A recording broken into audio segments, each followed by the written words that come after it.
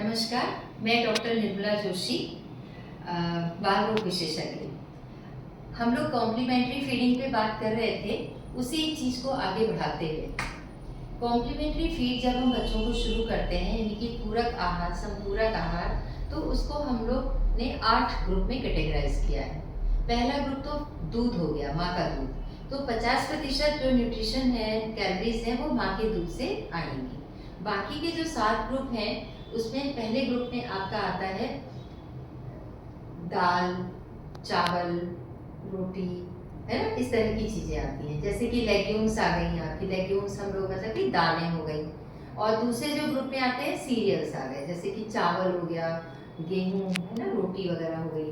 और फिर तीसरा जो ग्रुप होता है वो होता है आपका दूध का, दूध से बने हुए पदार्थ, जैसे पनीर हो गया, छेना हो गया, इस तरह की चीज़ें हो गई।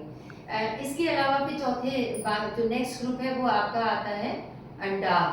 जो अंडा है इसमें काफ़ी ताकत होती है, तो अंडा हो गया, ये भी हम बच्चे को इंट्रोड्यूस कर सकते हैं। वो हम बाद में बताएंगे कि आपको कैसे देना है। फिर फ्लैश यानी कि मीट हो गया, मछली हो गई, जो लोग नॉन वेजिटेरियन है वो लोग ले सकते हैं। फिर रंगीन फल, जिसमें कि विटामिन ए प्रचुर मात्रा में पाया जाता है, जैसे कि लाल रंग के फल होते हैं, पपीता हो गया, आम हो गया, है ना, इस तरह के फल। और गाजर हो गया, ये सब जो होते हैं सब्जियां, फल, जिसमें कि लाल रंग ज़्यादा हो, इस तरह की चीज़ों में विटामिन ए की मात्रा प्रचुर मात्रा पाई जाती है। फिर जो अगला ग्रुप है वो है आपका ज़्यादा फल, बाकी जो फल है वो अगले ग्रुप में आ जाते हैं। तो इस तरीके से हमारे 8 ग्रुप्स हो गए। हमें कॉम्प्लीमेंट्री फीडिंग इन्हीं सब चीज़ों से शुरू करनी है। दूसरा इम्पॉर्टेंट पॉइंट क्या है कि हम जब बच्चे को खाना देते हैं तो वो उसके अंदर टेस्ट बड्स का डेवलपमेंट देर में होता है। तो हम चाहे उसे नमक दें चाहे ना दें, चीनी दें चाहे ना दें, उसे कोई फर्क नहीं पड़ता है। तो चीनी जो हम देते हैं अपने स्वाद के लिए, वो हम ऊपर से ऐड करते हैं, लेकिन अगर हम खाएंगे खाना तो वो हमें मीठा प्रतीत होता है। जैसे कि आप गाजर खाइए, आपको मीठा लगता है। इसी तरीके से अगर आप ये दाल वगैरह लीजिए बगैर नमक डाले तो नमकीन लगती है। हम लोगों को नहीं लगेगी, क्योंकि हम लोगों की आदत पड़ चुकी है। तो हमें added salt and added sugar 1 साल की उम्र तक अवॉइड करना है। तीसरी इंपॉर्टेंट चीज़ हम आपसे ये कहना चाहेंगे कि बच्चे को हम कोई भी फूड इंट्रोड्यूस करते हैं तो उसको डेली देने ही और 15 दिन तक लगातार देते रहिए। अगर उसके बाद भी बच्चा रिजेक्ट कर रहा है तो फिर सोचिए कि हाँ, थोड़ा हो सकता है बच्चे को एलर्जी हो इस फूड से, या हो सकता है कि ये फूड उसे पसंद ना आ रहा हो। इन बातों को ध्यान में रखते हुए हम फीडिंग स्टार्ट करेंगे। अच्छा, अब हम एक बहुत इंपॉर्टेंट बात बताने जा रहे हैं, वो ये है कि क्या चीज़ हमको बिल्कुल नहीं देनी है।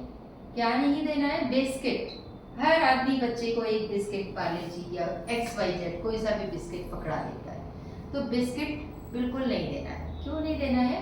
क्योंकि बिस्किट में बहुत ज़्यादा चीनी या नमक होता है, और उसको इतना ज़्यादा पकाया था, माइक्रोवेव में पकता है वो, तो आप सोचिए उसमें कोई भी कंपोनेंट नहीं होता, वो मैदे से बनता है, उसमें बहुत सारी शुगर होती है, बहुत सारी उसमें नमक होती है। तो उससे क्या होगा, बच्चे की कैलोरी वैल्यूज बहुत ज़्यादा चली जाएंगी, न्यूट्रिटिव वैल्यू 0, है ना। तो बिस्किट बिल्कुल नहीं देना है, ब्रेड बिल्कुल नहीं देना है, पिज़्ज़ा वगैरह तो देना ही नहीं है, मैगी तो चखानी ही नहीं है। लोग बड़े शौक में मैगी टेस्ट करा देते हैं, और बच्चा जो है मैगी खा करके मस्त हो जाता है। फिर वो सोचता है अरे ये खाना तो बिल्कुल बेकार है, मैं तो मैगी ही खाऊंगा। नेवर, कभी भी मैगी नहीं टेस्ट करानी है। और चौथी इंपॉर्टेंट चीज सबसे ज्यादा वो ये है कि मोबाइल दिखा करके बच्चे को खाना नहीं खिलाना है। ठीक है, मोबाइल देखने से बच्चे को फिर उसी की आदत पड़ जाएगी, मोबाइल देख के खाना खाने की, और मोबाइल का हैबिचुअल हो जाएगा आपका बच्चा, और उससे और बीमारियों को दावत देंगे आप। इससे अच्छा है कि आप अपने बच्चे को प्यार से, पुचकार करके, समय के साथ बहुत दिल से खाना खिलाएं और स्वस्थ रखें। धन्यवाद, नमस्कार।